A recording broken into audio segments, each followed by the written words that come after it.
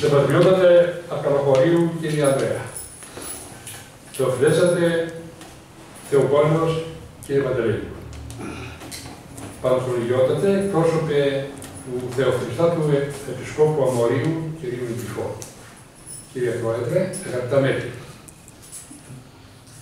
Σαν σήμερα, πριν από 80 χρόνια,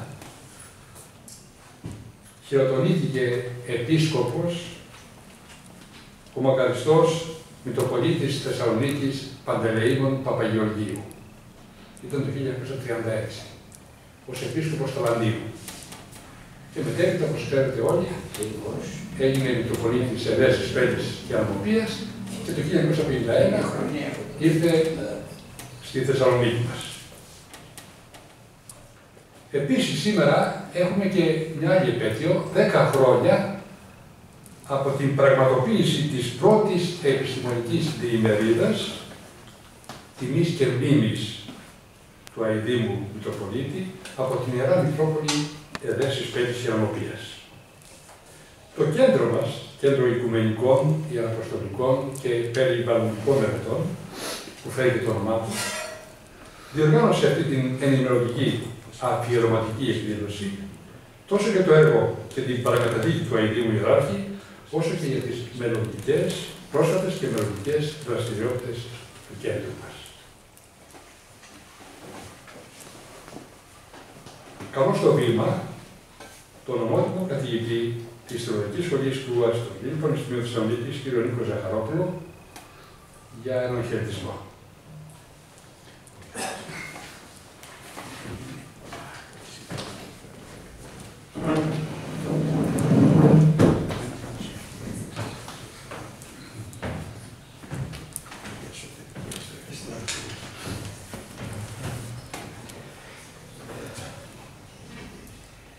Ως κύριος ομιλητής σήμερα ήταν ο καθηγητής, ο ομότιμος καθηγητής, ο κύριος Ταχιάος. Άγιοι Ιεράρχες, σεβαστοί πατέρες, κύριοι συνάδελφοι, αγαπητοί φίλοι και φίλες, εγώ απλώς θα ήθελα να εκφράσω την ιδιαίτερη χαρά που βρισκόμαστε και πάλι μαζί, όλοι εμείς οι οποίοι είχαμε κάποια στενή συνεργασία με τον μεγάλο και σπουδαίο ιεράρχη, τον Παντελεήμονα, τον μακαριστό Παντελεήμονα Παπαγεωργίου. Ζήσαμε κοντά του, είδαμε το έργο του, εκτιμήσαμε την προσπάθειά του, που ήταν μια καταπληκτική πραγματικά προσπάθεια. Και έτσι τώρα θέλουμε να διατηρήσουμε τη μνήμη του μεγάλου αυτού ιεράρχου, να μην αφήσουμε να πέσει στην λύθη όλο αυτό το έργο το οποίο έκανε και ίσως να μείνει και ένα στίγμα ύστερα από την ταλαιπωρία τη μεγάλη την οποία υπέστη. Μια ταλαιπωρία η οποία πραγματικά δεν του άξιζε με κανένα τρόπο. Ο βίος του ήταν άγιος. Ήταν ένας άνθρωπος ο οποίος, όπως γνωρίζετε, είχε δώσει όλο του τον εαυτό από τα νιάτα του στην Εκκλησία. Πολύ νωρίς κατετάγει στο μοναχισμό, ιερώθηκε, έφτασε στο ανώτατο αξίωμα του ιεράρχου. Εγώ μικρό παιδί, ξέρετε, όταν ήταν στην Έδεσα ιεράρχης, τότε τον γνώρισα, διότι είχε μια πολύ στενή σχέση με τον πατέρα μου, ο οποίος πιθανώς γνωρίζετε οι περισσότεροι ίσως από εσάς, ότι ήταν άνθρωπος ο οποίος ενδιαφέρεται πάρα πολύ για τα εκκλησιαστικά ζητήματα, έκανε κηρύγματα, συνεργαζόταν με τους ιεράρχες, έκανε κατηχητικά, κυρίως βέβαια απευθυνόταν σε μεγάλης ηλικίας ανθρώπους και είχε δημιουργήσει μια κίνηση αρκετά μεγάλη. Είχε την υποστήριξη του μακαριστού Παντελεήμωνα και τότε όταν ήταν εδέσης και στη συνέχεια όταν έγινε Θεσσαλονίκης. Εγώ λοιπόν γνώρισα τον Παντελεήμωνα μικρό παιδί όταν ήρθε στην Άουσα, όπου διαμέναμε εμείς, η οικογένειά μου εκεί διέμενε στην αρχή, κατόπιν ήρθαμε στη Θεσσαλονίκη, όταν ήρθε στο σπίτι μας και φιλοξενήθηκε σε εμάς.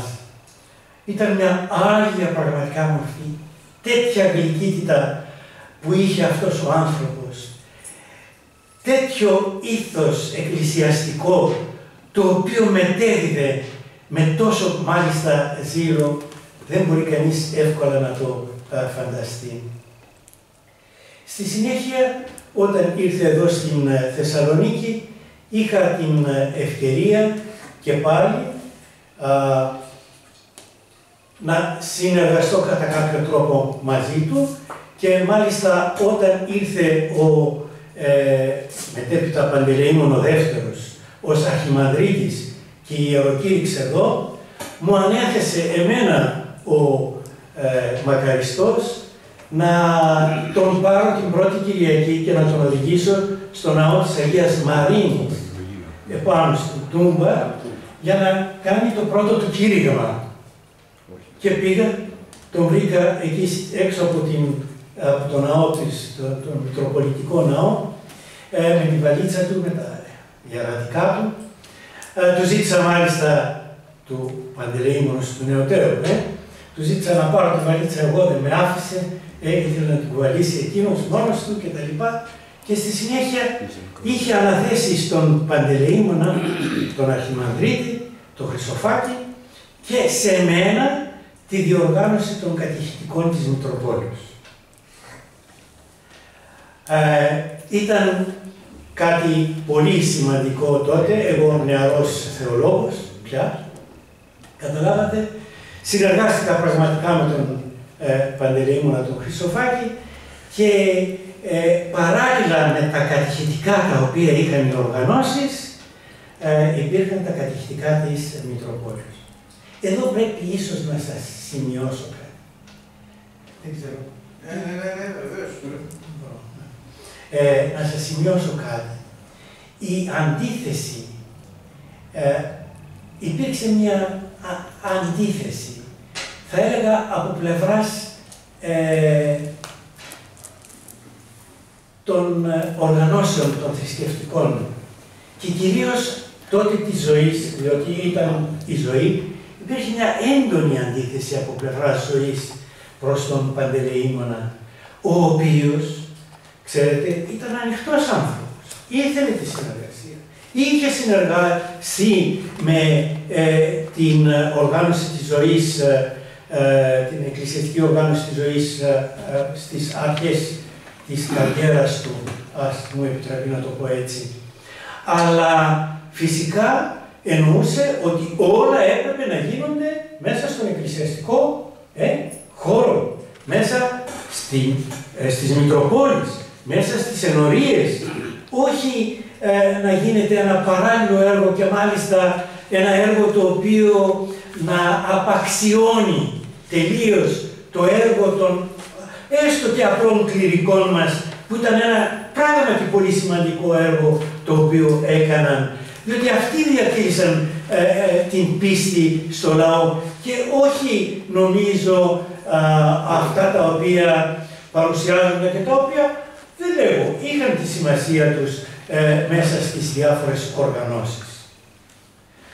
Ο ίδιος εγώ προσωπικά πρέπει να σας πω ότι πέρασα επίσης από την ζωή ως μαθητής και ως φοιτητής, καταλάβατε, και ομολογώ πάντοτε και δίνω τη μαρτυρία ότι αυτό το πράγμα με ωφέλισε πάρα πολύ.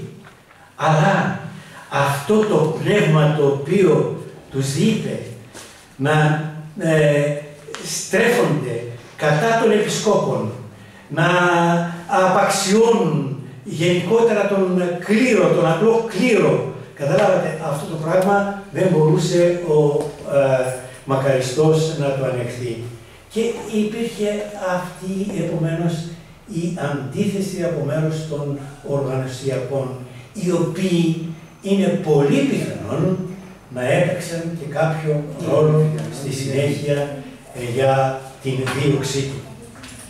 Δηλαδή, είχαν προετοιμάσει κατά πάσα πιθανότητα το έδαφος για να γίνουν αποδεκτές οι ψευδέστατες αυτές κατηγορίες, οι οποίες εμείς της γενιάς της δικής μου ξέρουμε από πού ακριβώς προήλθαν, διότι είχαμε και ντοκουμέντα, καταλάβατε, τα οποία μας έδειξαν από πού προήρχονται.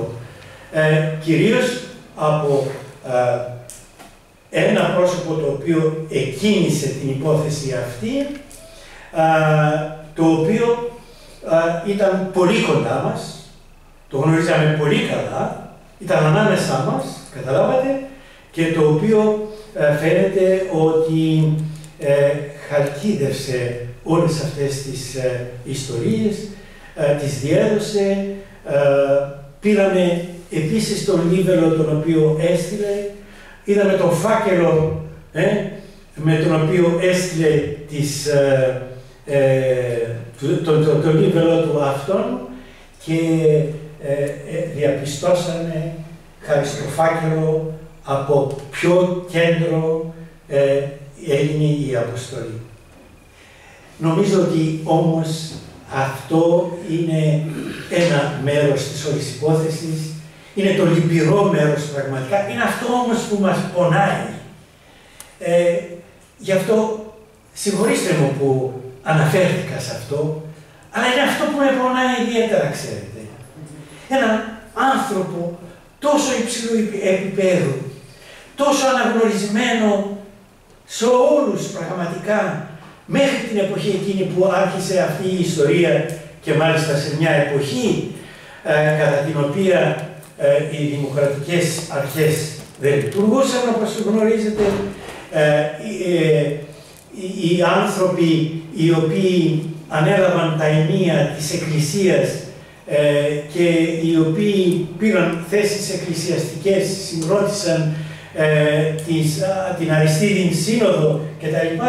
Ήσαν άνθρωποι βέβαια οι οποίοι δεν μπορώ να πω ότι δεν είχαν και μόρφωση, πολλοί από αυτούς, και θεολογία ίσως γνώριζαν, αλλά είχαν μια εμπάθεια και δεν μπόρεσαν να ξεφύγουν από την εμπάθειά τους αυτή και δημιούργησαν το τεράστιο αυτό πρόβλημα. Ζητώ λοιπόν συγγνώμη που αναφέρθηκα στην φάση αυτή της ζωής του μακαριστού, αλλά όπως σας είπα, είναι αυτό το οποίο με πονάει προσωπικά και νομίζω και όλους σας ιδιαιτέρως.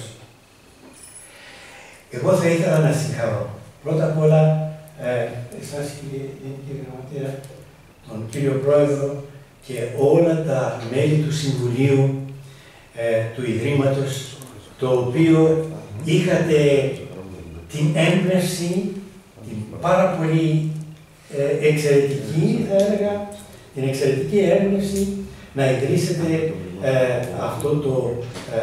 να κάνετε αυτό το Ίδρυμα. Διότι με αυτόν τον τρόπο θα διατηρήσουμε εσαΐ την μνήμη του μακαριστού Παντελεήμονος. Σας συγχαίρω λοιπόν και ακόμη σας συγχαίρω για τις θαυμάσιες εκδηλώσεις τις οποίες κάνετε. Μέσω του υπολογιστή μου, είχα την ευκαιρία να δω το τελευταίο συνέδριο το οποίο κάνατε. Ένα πάρα πολύ σημαντικό συνέδριο με ένα εξαιρετικό πραγματικά θέμα. Βέβαια, θα έλεγα ότι πρέπει να συνεχίσετε τη δράση αυτή και να τη συνεχίσουμε όσο μπορούμε και εμείς οι μεγαλύτεροι και αν μπορούμε να βοηθήσουμε. Αλλά πέρα από αυτή την κατεύθυνση την οποία έχετε πάρει και κυρίως τα ιδρύματα